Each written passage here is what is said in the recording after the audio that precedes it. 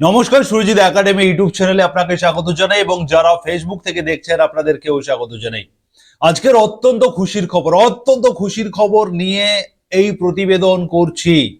অন্নপূর্ণা যোজনা নিয়ে গতকালকে, অতএব 12 তারিখ নবান্ন থেকে মাননীয় মুখ্যমন্ত্রী শুভেন্দু অধিকারী, সঙ্গে ছিলেন অগ্নিমিত্রা পাল মহাশয়া, সঙ্গে ছিলেন মালতী রাভা রয়, যিনি মূলত নারী এবং শিশু কল্যাণ দপ্তরের এই মুহূর্তে তিনি মন্ত্রিত্ব সামলাচ্ছেন।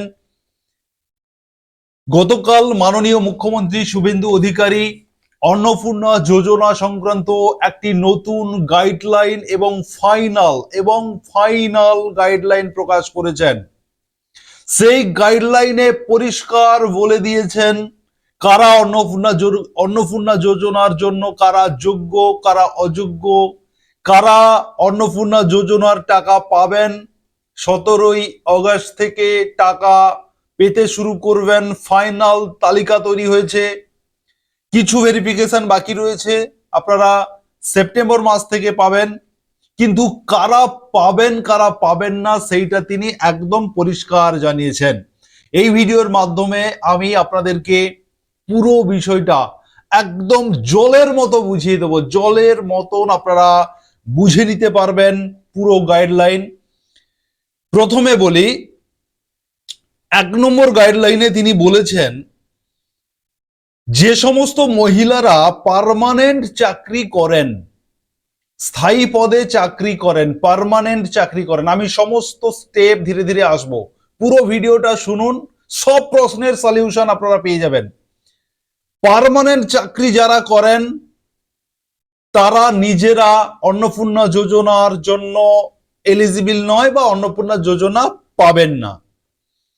কিন্তু যদি কোনো পুরুষ পার্মানেন্ট চাকরি করেন, তিনার স্ত্রী অন্নপূর্ণার যোগ্য নন।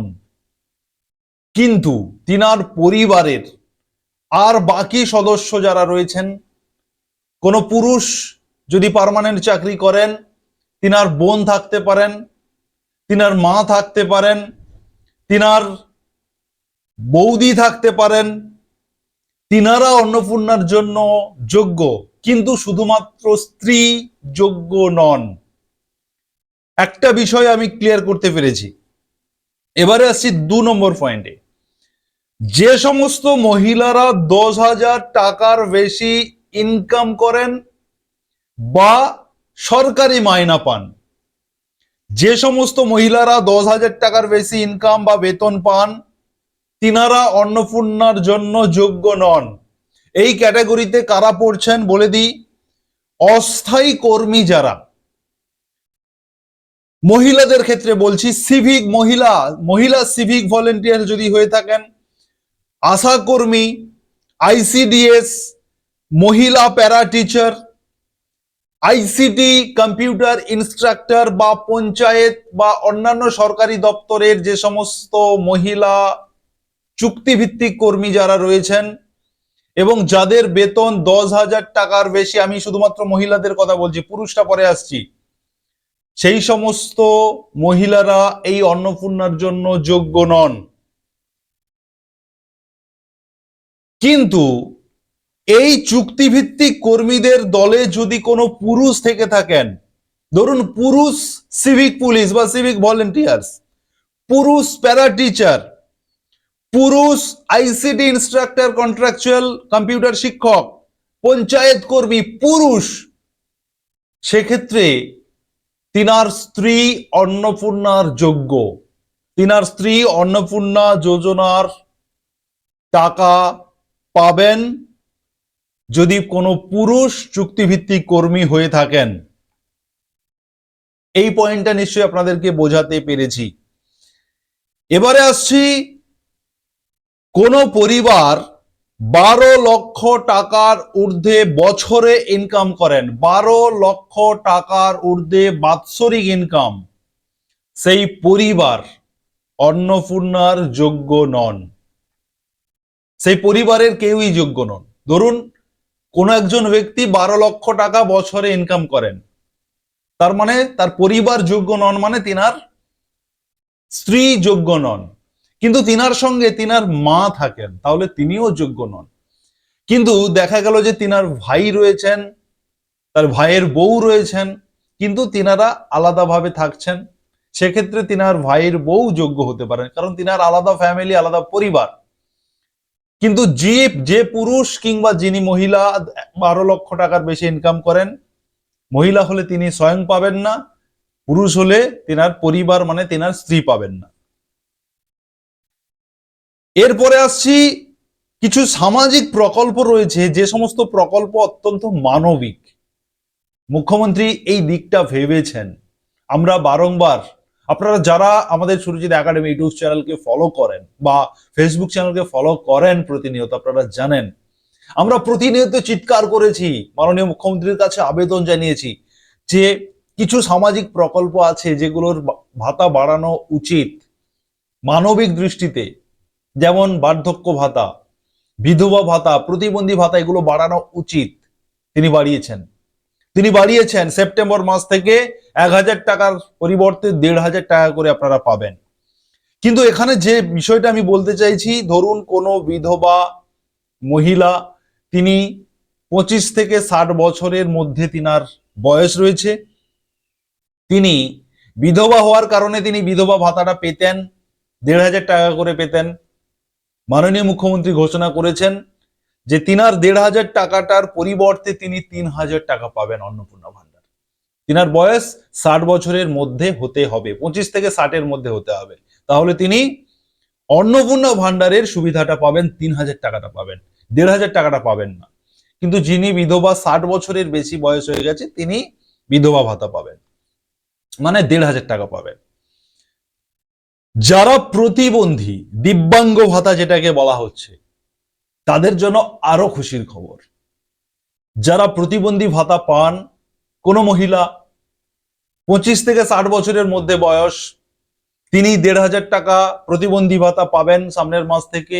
তার সঙ্গে সঙ্গে অন্নপূর্ণা যোজনার 3000 টাকাটাও পাবেন।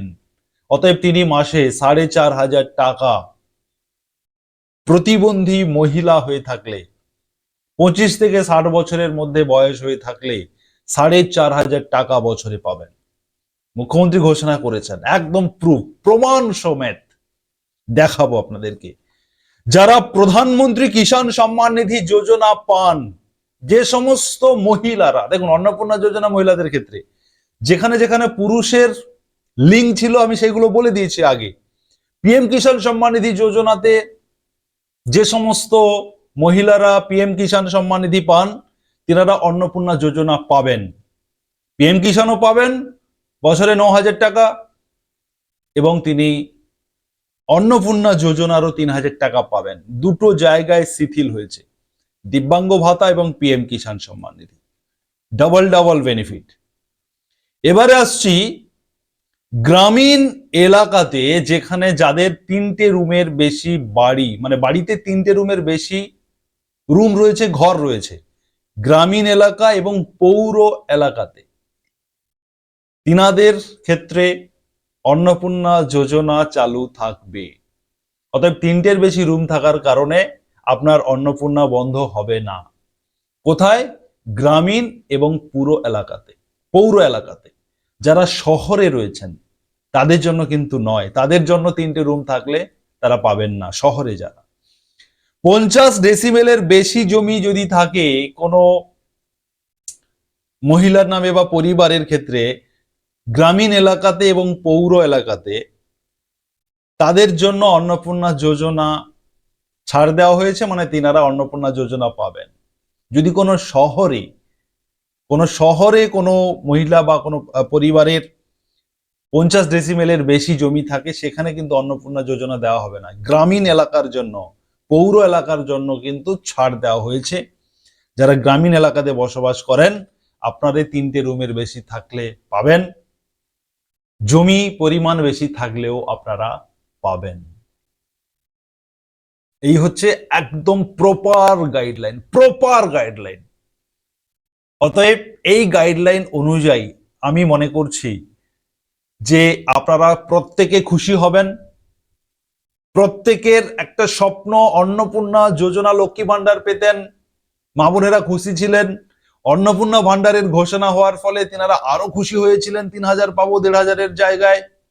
কিন্তু যখন 8 জুলাইতে যে গাইডলাইন প্রকাশ করা হয়েছিল, সেই গাইডলাইন মা বোনেদের সমস্ত স্বপ্ন ভেঙে দিয়েছিল।